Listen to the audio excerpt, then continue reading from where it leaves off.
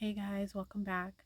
Sorry I haven't uploaded in a couple days. I went out of town and then I got sick and I just yeah.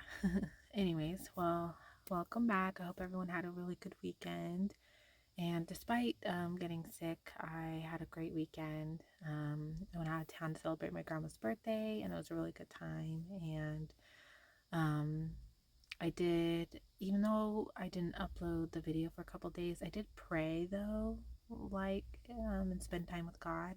I didn't read the Bible for the past 3 days, but I did pray, and especially on the drive home on Saturday, I spent like an hour or so just talking to God and just, while my daughter was asleep in the back seat and just driving home, I just turned off the music and just spent some time with God and talked to Him about all kinds of stuff. And it was great. I felt really good after. So it was really nice. But it's time to get back into the Bible. And I'm trying to be better about when my schedule is off. My routine is off. Like if I go out of town or I'm doing something or there's like a get together or um, a birthday party or something like that. I'm trying to make sure that I'm not putting aside God, that I'm still like factoring Him into my day. And sometimes it feels like a chore, but it's slowly starting to feel more like I want to, spend time with God and I need to make that a priority, and so I think if it's feeling like a chore at first, just keep doing it and eventually you'll crave to want to pray. You'll crave to want to spend time with God. You'll crave to want to read the Bible. You'll crave to want to get rid of the bad music, the, bad movies and TV shows and all the bad stuff that's like harmful to your relationship with God. And you'll start to want that more. So you just have to fight through the feeling of it being like a chore to read the Bible, spend time with God and pray. So, and church, too, if you go to church or wanting to. But, it just takes time. So, because fighting against the flesh and the enemy, it's not easy, but you just have to keep fighting through and keep getting closer to God. And then from there, the wanting to do things that will keep you away from Him, you'll want to do those things less. And you'll crave more of, God. And it's almost like this one time for a whole week when I was craving candy, I forced myself to eat an apple instead. And by the end of that week, I started craving an apple instead of candy. So I feel like that's kind of the same thing. You have to push through that beginning part and force yourself to read the Bible, force yourself to pray, force yourself to go to church, force yourself to spend time with God, and then eventually you'll start to want to do those things. You'll start craving to do those things. So that's how it is for me and a lot of people I've seen. So you just gotta power through it. Because like as soon as I came in my closet today and started setting up the video, it was like I was like, oh, okay, yes, we're here. I'm glad we're doing this, because I haven't done a video in like 3 days. And it felt really nice to set everything up and get ready. And um, so I'm glad that we're getting back to this. So let's get to it. We're still on Second Kings, which I don't think is a long book. So um, let's get to it. Now in the 5th year of Joram, the son of Ahab, king of Israel, Jehoshaphat having been king of Judah, Jehoram, the son of Jehoshaphat, began to reign as king of Judah. He was 32 years old when he became king, and he reigned 8 years in Jerusalem. And he walked in the way of the kings of Israel, just as the house of Ahab had done, for the daughter of Ahab was his wife. And he did evil in the sight of the Lord.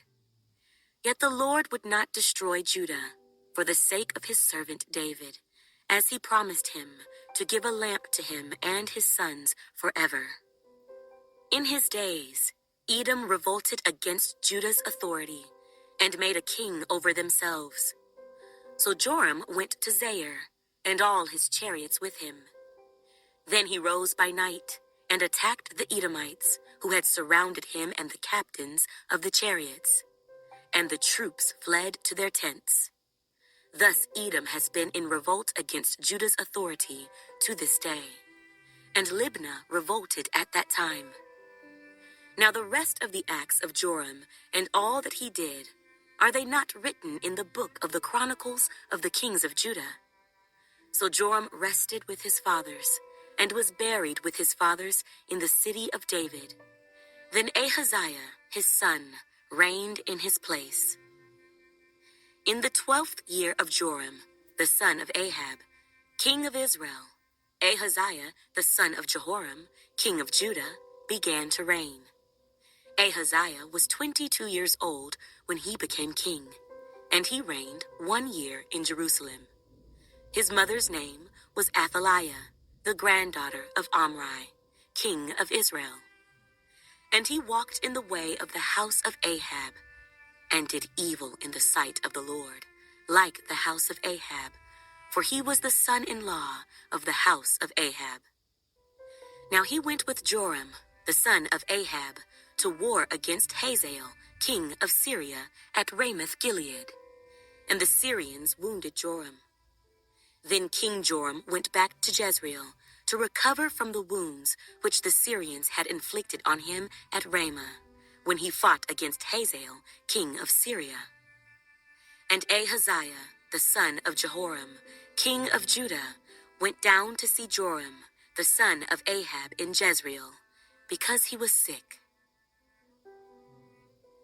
And Elisha the prophet called one of the sons of the prophets, and said to him, "Get yourself ready, take this flask of oil in your hand, and go to Ramoth Gilead. Now when you arrive at that place, look there for Jehu, the son of Jehoshaphat, the son of Nimshi, and go in and make him rise up from among his associates, and take him to an inner room. Then take the flask of oil, and pour it on his head, and say, 'Thus says the Lord, I have anointed you king over Israel.' Then open the door and flee, and do not delay." So the young man, the servant of the prophet, went to Ramoth Gilead. And when he arrived, there were the captains of the army sitting. And he said, "I have a message for you, commander." Jehu said, "For which one of us?" And he said, "For you, commander." Then he arose and went into the house. And he poured the oil on his head, and said to him, "Thus says the Lord God of Israel, I have anointed you king over the people of the Lord, over Israel. You shall strike down the house of Ahab, your master, that I may avenge the blood of my servants the prophets, and the blood of all the servants of the Lord, at the hand of Jezebel. For the whole house of Ahab shall perish. And I will cut off from Ahab all the males in Israel, both bond and free. So I will make the house of Ahab like the house of Jeroboam, the son of Nebat, and like the house of Baasha, the son of Ahijah. The dogs shall eat Jezebel on the plot of ground at Jezreel, and there shall be none to bury her."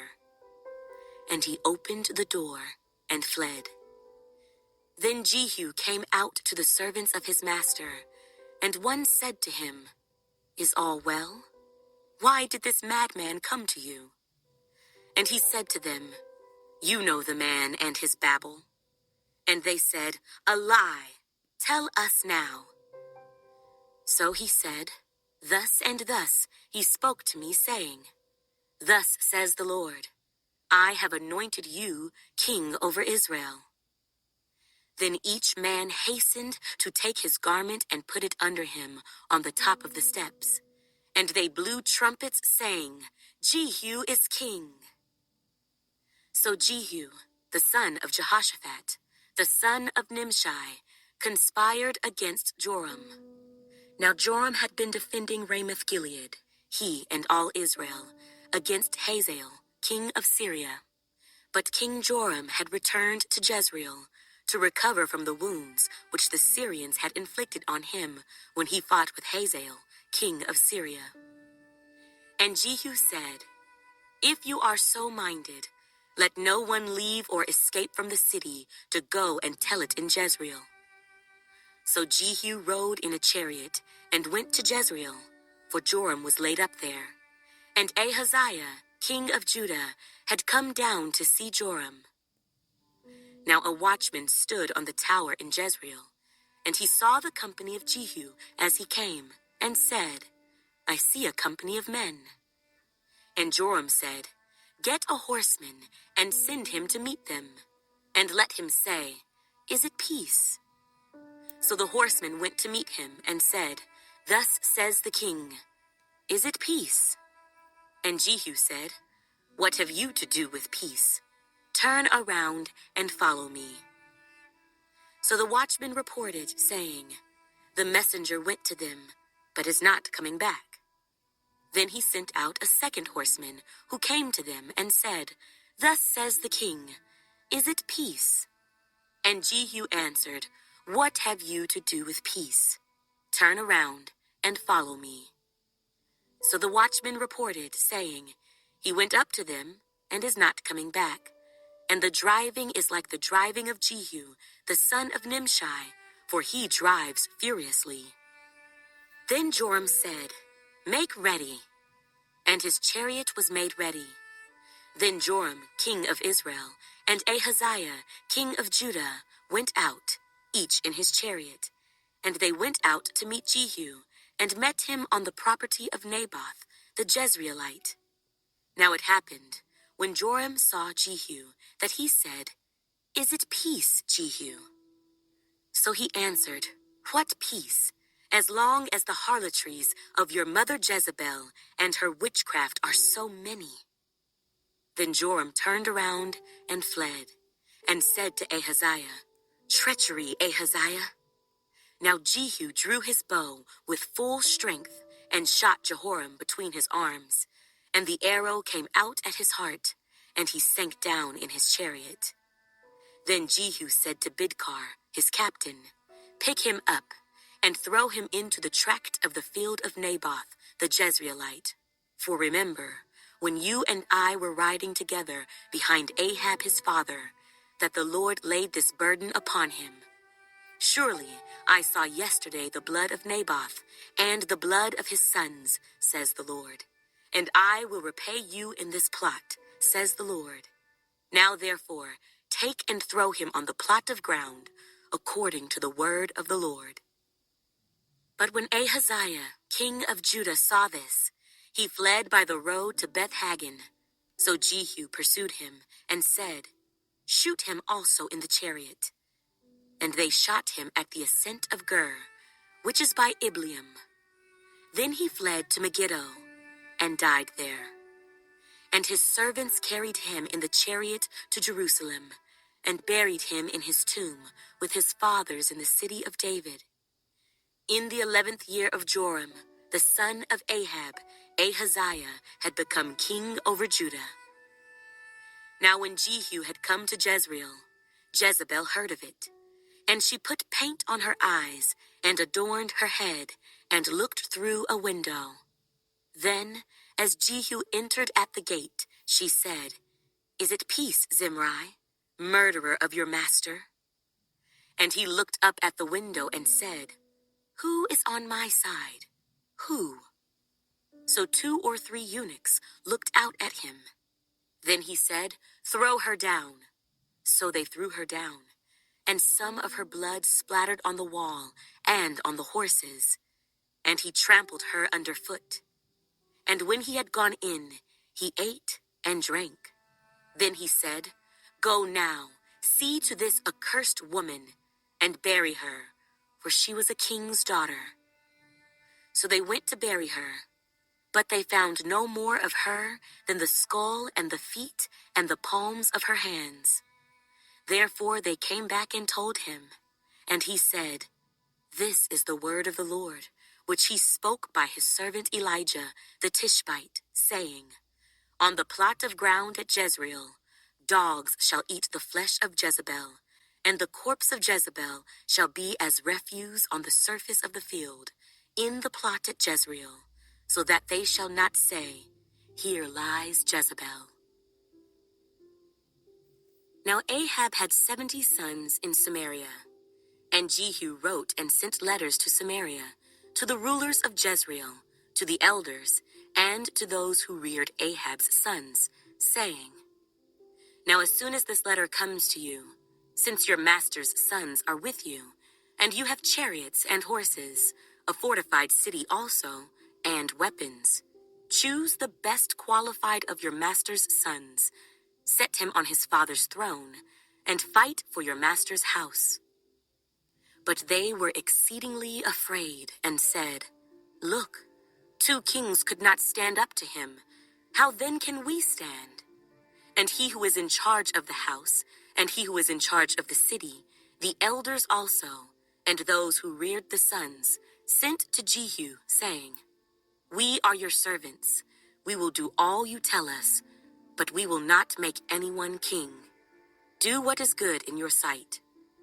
Then he wrote a second letter to them, saying, If you are for me, and will obey my voice, take the heads of the men, your master's sons, and come to me at Jezreel by this time tomorrow. Now the king's sons, 70 persons, were with the great men of the city, who were rearing them. So it was, when the letter came to them, that they took the king's sons, and slaughtered 70 persons, put their heads in baskets, and sent them to him at Jezreel. Then a messenger came and told him, saying, They have brought the heads of the king's sons. And he said, Lay them in 2 heaps at the entrance of the gate until morning. So it was in the morning that he went out and stood, and said to all the people, You are righteous. Indeed, I conspired against my master and killed him. But who killed all these? Know now that nothing shall fall to the earth of the word of the Lord, which the Lord spoke concerning the house of Ahab. For the Lord has done what he spoke by his servant Elijah. So Jehu killed all who remained of the house of Ahab in Jezreel, and all his great men, and his close acquaintances, and his priests, until he left him none remaining. And he arose and departed and went to Samaria. On the way, at Beth-Eked of the shepherds, Jehu met with the brothers of Ahaziah, king of Judah, and said, Who are you?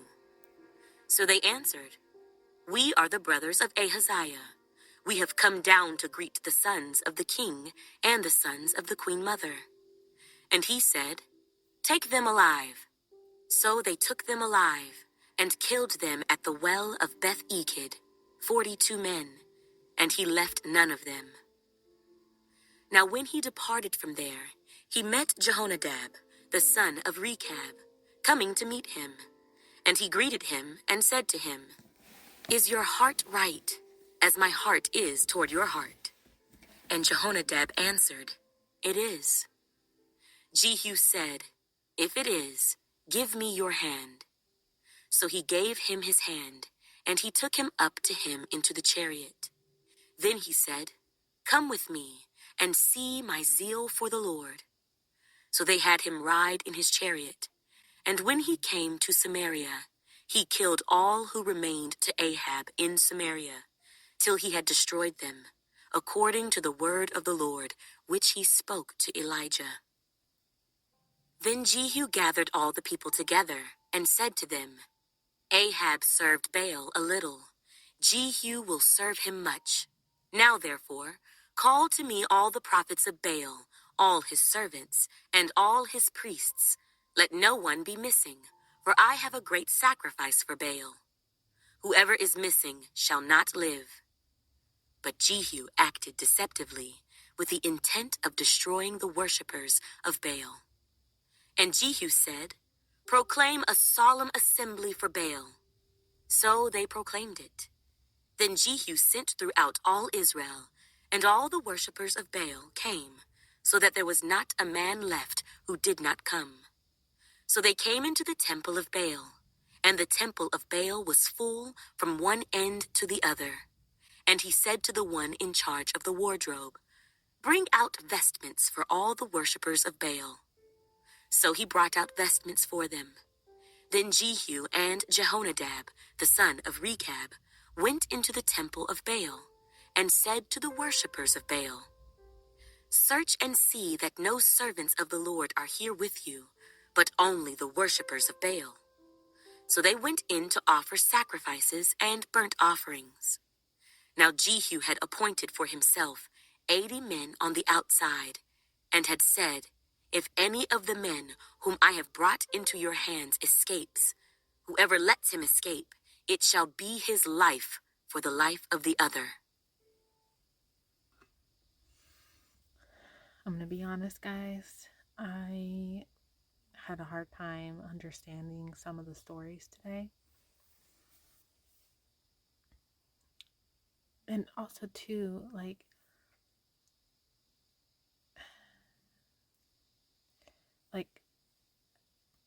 sometimes God uses like other people to kill off the people that he um you know is trying to get rid of because they did evil in the sight of God, which I understand, but it's like I I mean, I know God doesn't outright say, "Hey, so and so, why don't you I need you to kill this person, or these people." But like that's basically what he does sometimes. And it's hard to